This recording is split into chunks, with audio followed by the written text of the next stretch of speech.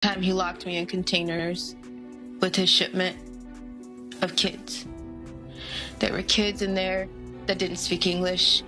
There were kids that were sick and that were already dying. There were babies. There were babies that were 6 years old, and I'll never forget them just crying, and everybody was just staring at them.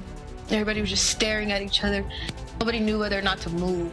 Imagine this. A world-famous celebrity at the center of a scandal so dark, so disturbing, that it could change everything we know about the entertainment industry. What if I told you there were secrets hidden behind closed doors that the media doesn't want you to see? And what if the people involved, powerful celebrities, were willing to do anything to keep it buried? Today, we're pulling back the curtain on a conspiracy so twisted, it's bound to shock you. Stick with me, because you're going to want to hear this. Today, we're diving into one of the most shocking stories to ever hit the public eye. A story that's been buried under layers of lies, cover-ups, and media manipulation. From disturbing allegations to near-death experiences, this is a tale of power, secrecy, and corruption in the world of fame. And we're not just talking about any scandal. We're talking about some of the most high-profile names in the game. If you think you've heard it all, wait until you hear what's been hidden from you. This isn't just about celebrities. This is about lives, truth, and the dark forces that want to keep it all under wraps. Let's start with the basics. A whistleblower, who we'll call Allie, came forward with some shocking claims about what's really happening behind closed doors. According to Allie, children were being trafficked under the guise of a better life, brought to the United States from impoverished countries only to find themselves trapped in a horrific cycle of abuse. These weren't just normal cases of trafficking. These were people of high influence, powerful celebrities involved in activities so vile it's hard to even comprehend. Allie claims that, as a young girl, she was taken in at just 15 years old. She described being locked in a bunker with other young victims, forced into situations that no one should ever experience. And that's just the tip of the iceberg. It gets much worse. Allegedly, these children were subjected to disturbing rituals, activities that are too graphic to even mention here. But trust me, the details will leave you speechless. And the media, for the most part, has kept this quiet. Time he locked me in containers with his shipment of kids. There were kids in there that didn't speak English. There were kids that were sick and that were already dying. There were babies. There were babies that were 6 years old, and I'll never forget them just crying, and everybody was just staring at them. Everybody was just staring at each other. Nobody knew whether or not to move. But that's not all. According to Allie, some of the most disturbing acts were committed on these children by high-profile individuals, people you'd never suspect. From celebrities to wealthy elites, the abuse allegedly went unnoticed by the authorities. Allie describes scenes where children were chained, tortured, and subjected to horrifying acts, all for the pleasure of those in power. She's not the only one who claims this, but her story is one of the most chilling. And the worst part? These kids were often shipped into the country, hidden in plain sight, with some parents complicit in the act, more concerned about the money they'd received than the safety of their children.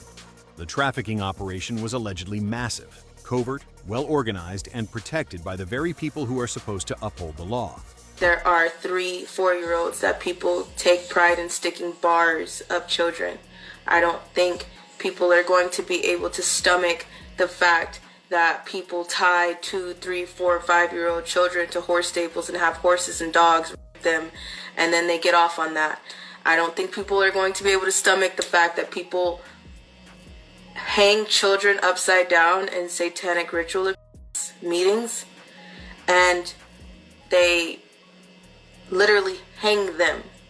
Literally, by metal prongs, they hang them to get blood dripping out of them, and people go up under and like you're under a rainfall to take their blood. Now here's where it gets even more sinister. The mainstream media, of course, doesn't cover these details. Why? According to Allie, the narrative being pushed in documentaries and media outlets is intentionally incomplete. One of the most recent documentaries focused on Diddy, a superstar, but it glossed over the real story, stopping short of exposing the full extent of the abuse and the people involved. Instead, the film sensationalized Diddy's celebrity lifestyle without delving into the crimes he's allegedly involved in. Ali has gone public with her frustration, claiming that key figures like 50 Cent, who produced the documentary, chose to focus on the celebrity's public life rather than the victims. And this is where things get truly messed up. Why leave out the most important details, especially when lives are at stake? I heard that there was 100 witnesses on the case, and I don't know if they even got through all of those witnesses, but Maureen Comey is the prosecutor of this case, on this case in New York City, and she never asked about the children. And you know, there's so many people who wanted me to be a witness on this trial, and I want to explain jurisdiction. I know some people don't understand jurisdiction. Nobody ever thinks about the victims. Nobody. The victims' lives get turned around when the predators' lives want to just get announced. You slap them on the wrist and you bring up every source of trauma for the victim. But nobody wants to stop and think about that. We're not talking about the victims that are still going through this right now with other people who are running to cover their and deleting their social media. But wait, it gets even darker. As Ali began speaking out, things took a terrifying turn. She says she received multiple threats on her life. Strange men started following her, and her family was targeted. She was even forced into witness protection after her house was broken into. The attackers didn't steal anything. They ransacked everything to send a clear message: stop talking, or else. Her life was on the line, and yet she didn't back down. She kept sharing her story, posting videos warning that her life could end at any moment. This wasn't just about the money or fame. It was about a deep moral obligation to expose what was happening behind the scenes. And she wasn't the only one. Numerous people have come forward with similar stories, claiming they were either threatened, silenced, or even disappeared. You get pressured, attacked, harassed, stalked, and hunted down for your own information. You get abused and re-victimized again by people who wanted to argue a back and forth this week like that fucking mattered.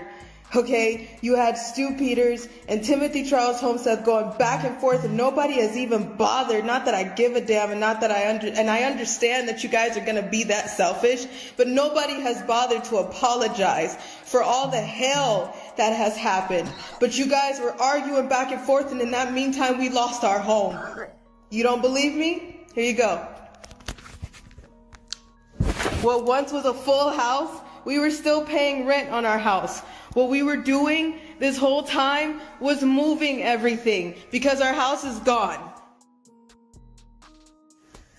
Our house is gone. This is the price. This is the price of speaking out. What was our beautiful 3-bedroom acre home on 21225 Standing Rock Avenue, because everybody has the address, because organizations that were attached to Marx, Sawyer, and many other organizations decided to put out the address, my license plate to one of my cars, and many other of my shit. So here you go. You can have it, right? Because this is what happens when you speak out. This is what happens when you tell all the truth. This is what happens when you decided to stand up for the children, and when you understand that survivors don't just get to do a seminar, and when you understand that survivors don't just get to just be and then show up somewhere and talk and monetize every fucking thing that they're saying. When you realize that that shit is bull, then you will understand. Look at the tactics and pay attention. Pay attention. I'm still not asking you for a damn thing but to wake up. I'm not asking you for a damn thing but just to get outside. I don't give a damn about money, numbers on my platforms. You can fucking have all of it. You took everything. The only thing that I give a shit about right now is the fact that there is a baby in the way. There's babies in the way. There are people that I love that I can't get out of the way. What am I supposed to do when the people in the authority that you're supposed to go to, you can't go to them? Despite all the dangers, Ali filed an affidavit that revealed intimate details about these rituals and the individuals involved. The affidavit allegedly named well-known figures in the entertainment industry, including Birdman, Denzel Washington, and Young Jock, as part of a secret network.